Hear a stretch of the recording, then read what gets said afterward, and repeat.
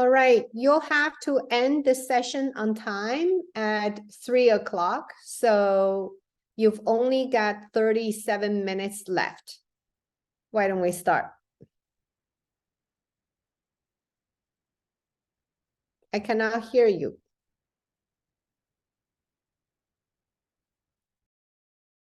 You're on mute.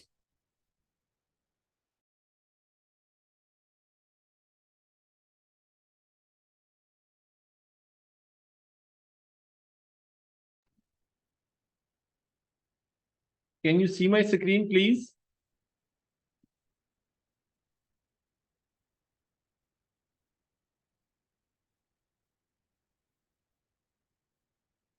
Can you see my screen? Yes, I can. Okay, and am I audible too?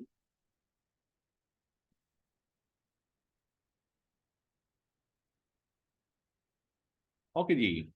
Bismillahirrahmanirrahim and good evening to everyone. This is Dr. Mohammad Safdar Bhatti from the Islamic University of Bahawalpur, Pakistan. And the topic of my today's presentation is assessing ESL learners' autonomy in online classes during pandemic and university level, a survey. And dear audience, the importance of learners' autonomy has been increased during COVID-19 situation because the mode of classes changes unconditionally from physical classes to online classes. Then the responsibilities of the learners increase, which helps them to become autonomous learners. Currently, the concept of learners' autonomy is essential to the educational system, educational environments, and learning itself. Knowing and understanding the criteria, factors, and traits that promote autonomous learning and enable students to act independently during their learning process aids in the advancement and development of the teaching methodology because it makes the learning process more enduring and simpler when students act independently without the assistance of the teacher, especially in the COVID-19 situation, through online classes and a wealth of materials would be made available. My research background is coronavirus known as COVID-19 is a threat to life worldwide. Since the outbreak of coronavirus disease, COVID-19, has been declared, it has been observed all over the world that this pandemic has completely disrupted the education system.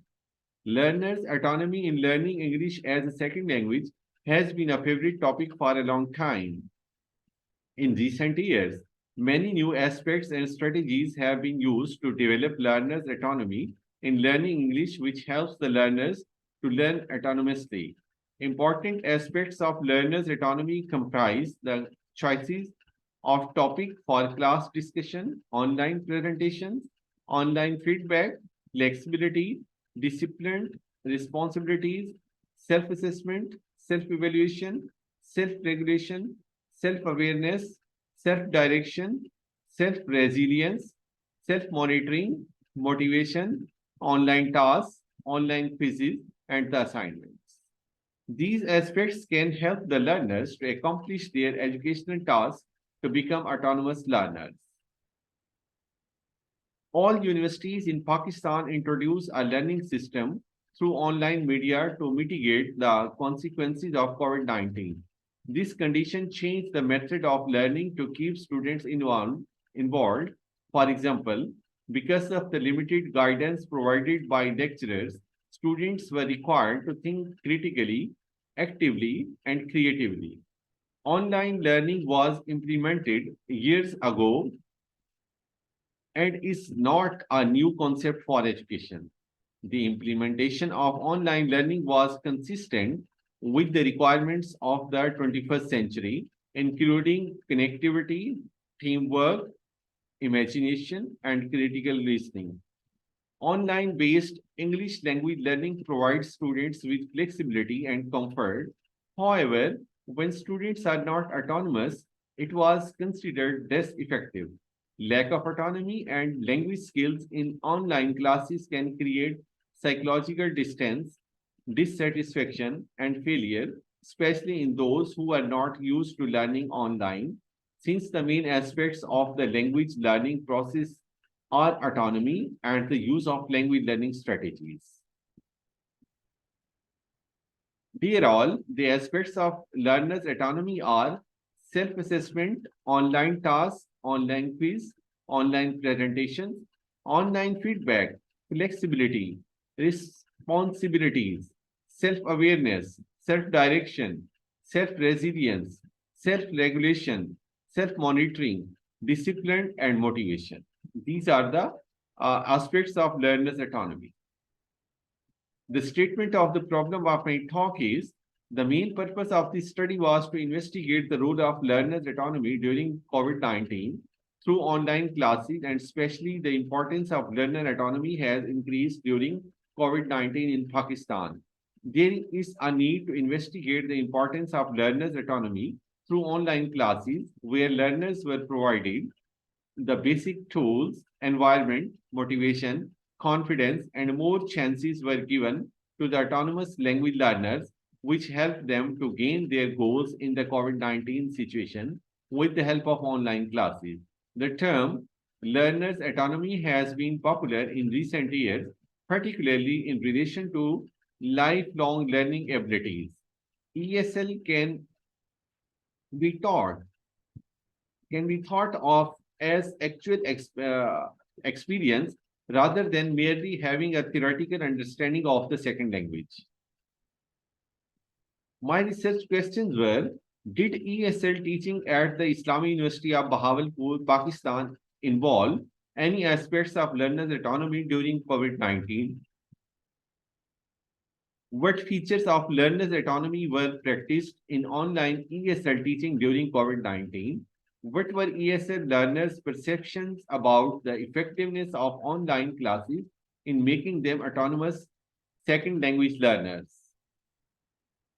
And the objectives of my study were to identify the learner's autonomy when learner takes responsibility for the learning and learns by himself through online classes, which difficulties are faced by the learners in online sessions which disturb their autonomous learning skills, to measure the knowledge attained by the learners through online sessions which improve the autonomous skills of the learners. If we talk about the significance of the study, this study is important because it will make clear how learner autonomy and second language competency are related. Its outcomes are predicted to provide a systematic pedagogical approach to developing effective learners who can identify their needs, outline their educational goals, and pursue lifelong learning using online courses. The study is significant because it sheds light on how to foster students' autonomy in language acquisition, particularly in terms of growing their metacognitive awareness and sense of accountability. Additionally, it is anticipated that data on the factors influencing learners' autonomy and ESL proficiency will be used as a benchmark for future studies examining the connection between the two variables or their context. Now, I would like to move towards the literature review. Dear all, Nonen asserts that it is possible to promote student autonomy in a classroom by giving students the chance to make meaningful decisions and choices about their learning in an informed manner. According to Little, learner autonomy, which affects both socio-affective and cognitive processes, is based on the learner's acceptance of responsibility. When a learner willingness to work in cooperation with others to complete his task, it makes the learner an autonomous learner. Being aware that human beings are social creatures and learners' autonomy is not the inborn quality of human beings, they need to monitor their autonomous learning. 200 students and 15 teachers from the Islamic University of Bahawalpur, Pakistan participated in this study. If we talk about the research methodology, it was descriptive in nature based on survey, and the approach was quantitative and random sampling was done. A questionnaire for the students and a separate questionnaire for the teachers were used as a tool to collect the data from the respondents. That is the basically data analysis. These are some factors which I got from the collected data from the respondents. Students take interest, 98% teachers were agreed, participation 100% agreed, confident 80% agreed, motivation 99% agreed, improved learning 98% were agreed. And that is the graphic description. Dear all, importance of learners' autonomy has been increased during online classes that helps the learners to learn independently by taking charge of their own learning. The researcher noticed that there is a strong relationship between the learners and learner autonomy, and the importance of learner autonomy has increased in Pakistan. From the above discussion, we can sum up the following points regarding learning autonomy. The research indicates that learner autonomy has been developed among learners through online classes and increase the chances for the learners to learn independently and become successful autonomous learners. In the process of autonomous learning, the responsibilities of the learners increased in online classes as compared to physical classes. These are some recommendations from my side. There should be further research on learner autonomy during online classes at college, graduate, and postgraduate level to promote learners' autonomy in Pakistan. There should conduct conferences and discussion at school, college, and university level to promote autonomous learning among the students. There should be advanced research on that females are the most autonomous learners as compared to the male learners. There should be advanced research on the comparison between online learning, physical learning, and hybrid learning. These were some references from which I got the help. And thank you very much. That's all from my side, dear all. If you are having any question, you can ask, please.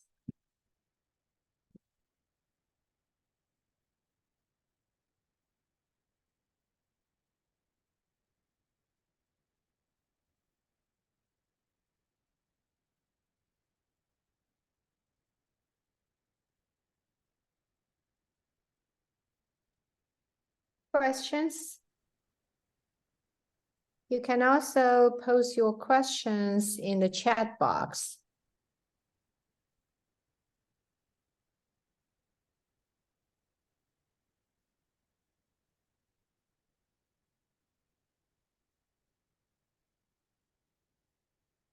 If there are no questions, we can end the session earlier.